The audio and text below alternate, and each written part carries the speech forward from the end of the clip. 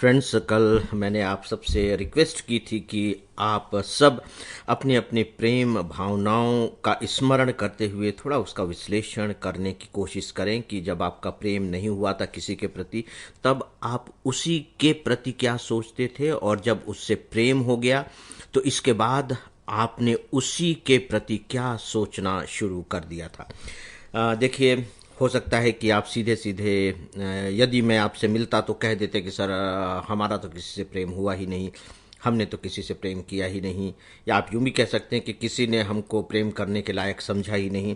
जो भी आप चाहें कह सकते हैं, लेकिन आप कितना भी मुझे विश्वास दिलाने की कोशिश कीजिए, मैं शायद ही आपकी बात पर विश्वास कर पाऊंगा, और ये एक अच्छी बात भी होगी, क्योंकि मेरे लिए इनफैक्ट ये मानना बड़ा मुश्किल है कि आपने प्रेम ही नहीं किया होगा। भले ही कल्पना में ही किया हो, मन ही मन किया हो, किसी से इजहार नहीं किया हो आपने प्रेम का, लेकिन ऐसा तो हो ही नहीं सकता कि आपने किया ही न हो।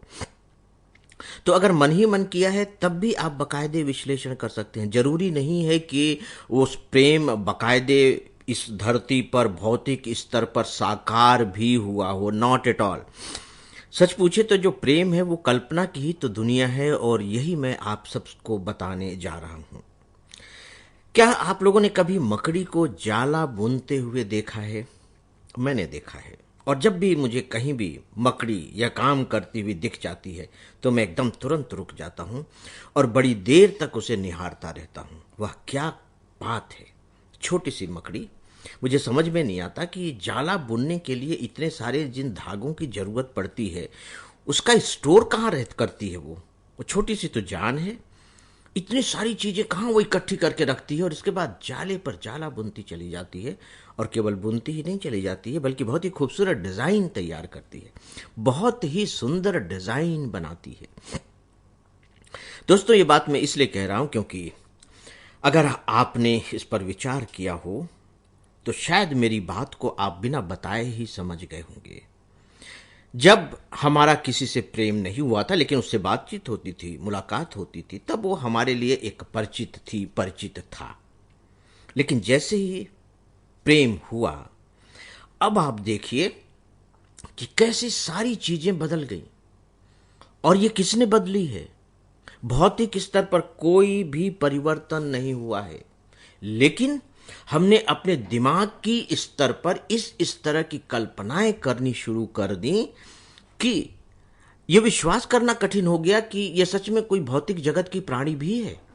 ऐसी ऐसी कल्पनाएं कर करके और ऐसी ऐसी बातों को उनके साथ जोड़ा कि ऐसा लगने लगा कि नहीं नहीं, ये प्रेम तो कुछ ऐसा है जिसे हम छू नहीं सकते। अगर हम छू देंगे तो वो गंदा हो जाएगा, हम अगर उसे डांट देंगे तो हमारे लिए बहुत बड़ा एक तरीके से अपराध हो जाएगा कि हम ऐसा कैसे कर सकते हैं।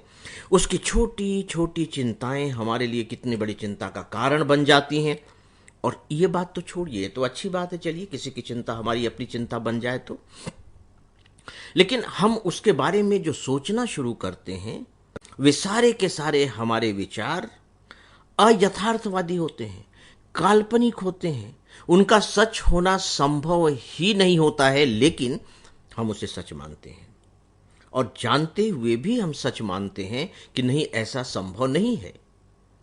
हमें फिर उसके बाल बाल जैसे दिखाई नहीं देते, वो हमें काले बादल जैसे दिखाई देने लगते हैं। खुरदरे बाल ऐसे मालूम पड़ते हैं मानो कि रेशमी बाल हों। आंखें बिल्कुल झील जैसी लगने लगती हैं। क्या ऐसा नहीं है? ऐसा ही है। उसकी आवाज में हमें सितारों की झनकार सुनाई पड़ती है। उसकी चाल में ऐसा लगता है जैसे कि वो जमीन से थोड़ी सी ऊपर उठ करके चल नहीं रही हो, बल्कि हवा में तैर रही हो। उसकी एक एक अदाएं, ऐसा लगता है जैसे कि बिल्कुल वो कोई शास्त्रीय नृत्य कर रही हो या बिल्कुल एक रिदम में चल रही हो। सब कुछ लयात्मक, सब कुछ लयात्मक। और ये बहुत अच्छी बात है, ये बुरी बात नहीं है। क्योंकि देखिए, एक बात तो हमें बहुत अच्छे से समझ लेनी चाहिए कि यह भौतिक जगत जैसा है, अगर हम इसे उसी रूप में स्वीकार करेंगे तो आप इसका आनंद नहीं उठा सकते। फिर तो आप बस जी सकते हैं। अब बड़ी विचित्र सी बात हो गई। मैं कह रहा हूं कि जब तक हम उसमें अपनी कल्पना का मिश्रण नहीं करेंगे, तब तक हम उसका आनंद नहीं उठा सकते। और अभी जो मैं बात बताने जा रहा हूं वो यही है कि हमारे संकट की जो सबसे बड़ी जड़ है वो ये कल्पना ही है। तो आपको मेरी बातों में थोड़ा सा विरोधाभास भी लग सकता है, लेकिन मैं इसे क्लियर करूंगा क्योंकि क्लियर करना बहुत जरूरी है। तो अब देखिए कि जैसे ही किसी के प्रति प्रेम भाव का उदय हुआ, सब कुछ पहले जैसा ही है, लेकिन हमने अपने दिमाग से सोच सोच करके उसके स्वरूप को कुछ अलौकिक सा बना दिया। आप यूं कह लीजिए कि एक ऐसा रूप दे दिया जो इनफैक्ट एग्जिस्ट ही नहीं करता। फिर चाहे हमने रूप जैसे भी दिया हो, फिल्म में देख करके दे दिया हो, फिल्मी गाने सुन सुन करके दे दिया हो, अपनी फैंटेसी के जरिए दे दिया हो, जिस रूप में भी दिया हो, लेकिन वह जैसा था, वह जैसी थी, हमने उसको वैसा नहीं रहने दिया है। और दोस्तों, यह सब हमने खुद किया है।